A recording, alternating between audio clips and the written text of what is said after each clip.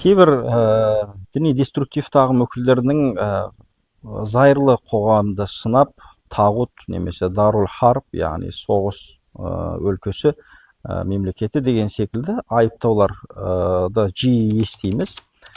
Бұған қарап отырсаңыз, себеп зайырлық принциптерін дұрыс түсінбеушілік. Олардың ұғымында зайырлы мемлекет ол бір дінсіз мемлекет, атеистік бір мемлекет ретінде түсінуі негізінен олай емес. Яғни зайырлы мемлекет дегеніміз мемлекет пен діннің бөлек қарастырылуы.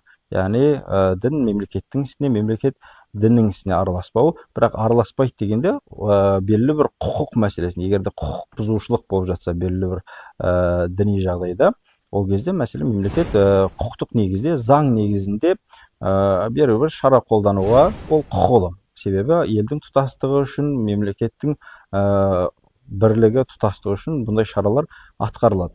Ал енді бүгінгі күні Қазақстанды дінсіз мемлекет немесе жаңағыдай тағут деп айтуға жол бола ма? Әлбетте болмайды. Себебі қарап отырсаңыз, қазақтың даласында ата-бабамыздан бері келе жатқан халық ол мұсылмандар және де ислам дінінің өкілдері, өзі мұсылман санайтын халық. Дінге де ешқандай мемлекеттің тарапынан қысымшылық жоқ.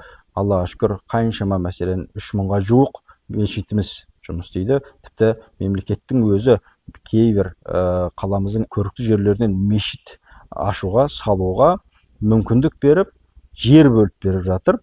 Оның үстіне білім жүйесіне де қарайтын болсаңыз, қазіргі уақытта көптеген университеттерде дінтану, исламтану деген секілді мамандықтарға, немесе Нұр Мүбарак университетіндегі мамандықтарға діни білім алуға қаншама мемлекет тарапынан грант, яғни тегін оқуға мүмкіндік жасап отыр.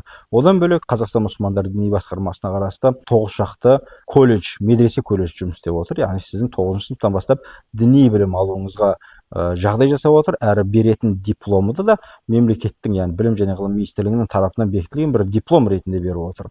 Бұлардың бәрін қарап отырып, қалайша сіз мәселен мемлекетті жаңағыдай тағут бір мемлекет ретінде, дінсіз кәпір бір мемлекет ретінде айыптай аласыз? Әлбетте, ертеңгі күні бұлардың барлығының айыптаудың да ертең сұрауы болуын ұмытпауымыз керек.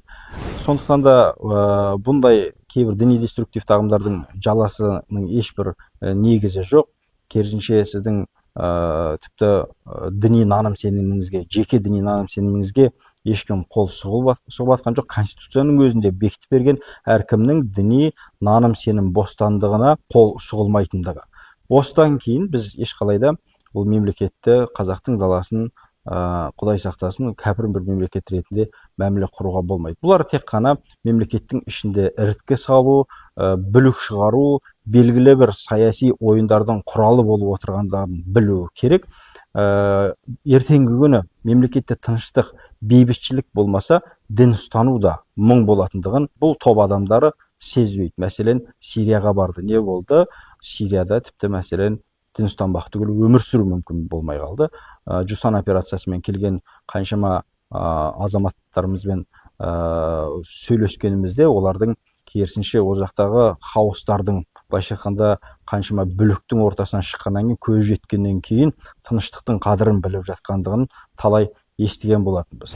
Яғни бейбітшілік маңызды. Мәселен, пайғамбарымыздың өзі тарихына көз жүгіртетін болсаңыз, Худайбия келісімі мұсылмандарға қарсы, мүддесіне қарсы секілді көрінген, бірақ пайғамбарымыз бұны құптаған келісімнің нәтижесі не болды? Бейбітшілік ең бірінші нәрсе. Яғни пайғамбарымыздың көздегені бейбітшілік. Бейбітшіліктен керісінше байқасаңыз, мәселен, мұсылмандардың көбейгені, Меккеде ислам дінін таныту, соған шақыру, ақиқатқа ашық, еш сескенбей шақырудың нәтижесінде қаншама мұсылмандардың керісінше саны артқаны байқалады.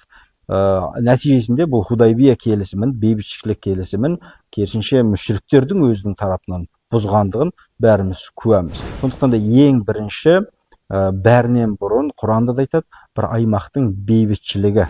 Яғни Ибраһим пайғамбардың дұғасында айтады, бұл аймақты бейбіт бір аймақ ет. Сосын бұдан шығатын халықты таухид, яғни бір құдайға табынған, бір құдайға құлшылық қылған бір құлдардан сондай ұрпақ шығар деп дұға етеді. Бұл дұғаның бірінші сөйлемінде бейбітшілік екендігін. яғни таухидтан бұрын, дін исламнан бұрын бейбітшіліктің маңызды екенін Ибраһим пайғамбардың дұғасынан біз үйренеміз. Сондықтан да ең басты нәрсе тыныштық, елдің бірлігі мен елдің бейбітшілігі маңызды.